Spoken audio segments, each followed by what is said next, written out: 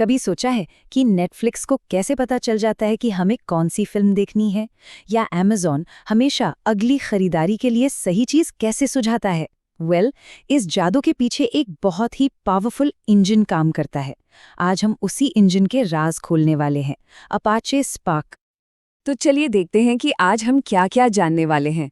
हम शुरुआत करेंगे बिग डेटा की असली प्रॉब्लम से, फिर पैरेलल कंप्यूटिंग के स्मार्ट आइडिया को एक बहुत ही आसान उदाहरण से समझेंगे।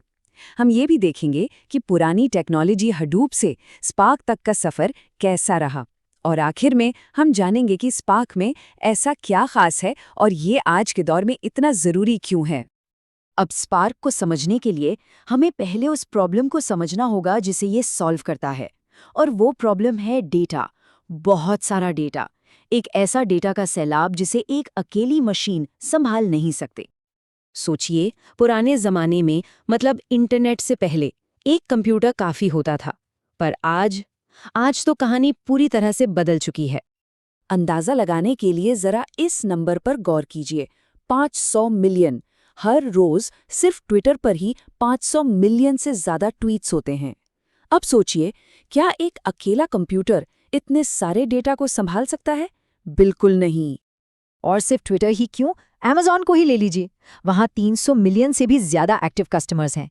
उनका हर क्लिक, हर सर्च, हर खरीदारी, सब कुछ डेटा है, और इस डेटा को एनालाइज करना जरूरी है।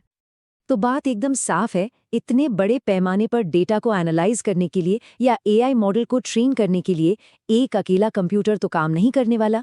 हमें चाहिए एक पूरी टीम, कंप्यूटरों की एक टीम जो मिलकर काम करे, और इसी सोच को कहते हैं डिस्ट्रीब्यूटेड कंप्यूटिंग। तो सवाल ये उठता है कि इतने सारे कंप्यूटरों से एक साथ काम कैसे करवाया जाए? इसका जो तरीका है वो बहुत ही सिंपल और जीनियस है। इस स्ट्रैटेजी को कहते हैं मैप रिड्यूस। इसमें 2 सिंपल स्टेप्स होते हैं। पहला है मैप, मतलब एक बड़े से काम को छोटे छोटे मैनेजेबल टुकड़ों में बांट देना, और दूसरा स्टेप है रिड्यूस, जिसमें उन सभी छोटे छोटे टुकड़ों के नतीजों को वापस जोड़कर फाइनल जवाब तैयार किया जाता है। अच्छा, इस दुनिया में कुछ खास शब्द हैं जो हमें पता होने चाहिए। जो कंप्यूटरों का पूरा ग्रुप है उसे कहते हैं क्लस्टर। जो मेन कंप्यूटर है, जो सबको मैनेज करता है, वो है ड्राइवर। समझ लीजिए ऑर्केस्ट्रा का कंडक्टर। और जो बाकी कंप्यूटर असल काम करते हैं उन्हें कहते हैं वर्कर्स। अब ये सब सुनने में थोड़ा टेक्निकल लग सकता है ना? तो चलिए इसे एक बहुत ही आसान असल जिंदगी के उदाहरण से समझते हैं। मान लीजिए एक शादी की तैयारी चल रही है। मान लीजिए शादी में 2000 पूरियां बनानी हैं। अगर एक ही शेफ लगा हो तो उसे कम से कम 4 घंटे लगेंगे। लेकिन अगर हम वही काम 4 शेफ में बांट दें तो वही काम सिर्फ 1 घंटे में हो जाएगा। यही है पैरेलल कंप्यूटिंग का जादू। लेकिन क्या हो अगर कोई गड़बड़ हो जाए?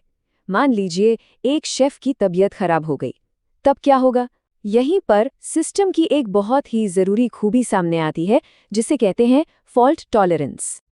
हमारे केटरिंग वाले उदाहरण में अगर एक शेफ काम नहीं कर पाता तो केटरर उसका काम बाकी शेफ्स में बांट देगा, काम रुकेगा नहीं। बिल्कुल, यही चीज डिस्ट्रीब्यूटेड सिस्टम में होती है। अगर एक वर्कर कंप्यूटर फेल हो जाता है तो ड्राइवर उसका काम दूसरों को दे देता है, सिस्टम चलता रहता है। तो ये जो डिस्ट्रीब्यूटेड कंप्यूटिंग का आइडिया है, ये कोई नया नहीं है। चलिए देखते हैं कि इसकी शुरुआत कैसे हुई और कैसे हम आज के हीरो यानी स्पार्क तक पहुंचे। इस फील्ड में जो सबसे पहला बड़ा नाम था वो था हडूप। ये बहुत पावरफुल था, पर इसकी एक बहुत बड़ी दिक्कत थी। ये हर छोटे छोटे काम के बाद डेटा को कंप्यूटर की स्लो हार्ड डिस्क पर लिखता था और फिर वहीं से पढ़ता था। अब डिस्क से पढ़ना लिखना बहुत ही धीमा होता है, और यहीं एंट्री होती है स्पार्क की। स्पार्क ने एक जीनियस काम किया। उसने डिस्क पर लिखने पढ़ने की बजाय सारा काम कंप्यूटर की सुपरफास्ट मेमोरी यानी रैम में करना शुरू कर दिया। ये ठीक वैसा ही है जैसे लाइब्रेरी जाके किताब ढूंढने की बजाय किताब आपके टेबल पर ही रखी हो। और इस एक बदलाव ने स्पार्क को हडूप से 100 गुना तक तेज बना दिया। लेकिन स्पार्क सिर्फ स्पीड के बारे में नहीं है। इसका असली जादू तो इस बात में है कि ये डेवलपर्स की जिंदगी को कितना आसान बना देता है। याद है हमारी शादी वाला केटरर? स्पार्क बिल्कुल उसी केटरर की तरह है। डेवलपर को हर शेफ यानी हर वर्कर कंप्यूटर से अलग अलग बात नहीं करनी पड़ती। वो बस केटरर यानी स्पार्क को बताता है कि क्या करना है। इसी को कहते हैं एब्स्ट्रैक्शन की पावर। मतलब स्पार्क सारी मुश्किल चीजों को पर्दे के पीछे छुपा देता है। डेवलपर को बस इस बात पर फोकस करना होता है कि डेटा के साथ क्या करना है। उसे इस बात की चिंता करने की जरूरत नहीं कि वो काम कैसे होगा। काम को बांटना, मैनेज करना, किसी कंप्यूटर के फेल होने पर उसे संभालना, ये सब स्पार्क खुद कर लेता है। तो इन सब का मतलब क्या है? ये जो डिस्क से मेमोरी में शिफ्ट हुआ, ये इतना बड़ा बदलाव क्यों है? देखिए, स्पीड में ये जो फर्क आया है वो कोई छोटा मोटा नहीं है। ये एक क्रांतिकारी बदलाव है। ये कुछ ऐसा है जैसे बैलगाड़ी की तुलना हवाई जहाज से करना। इसने डेटा एनालिसिस और एआई के लिए पूरी तरह से नए दरवाजे खोल दिए हैं।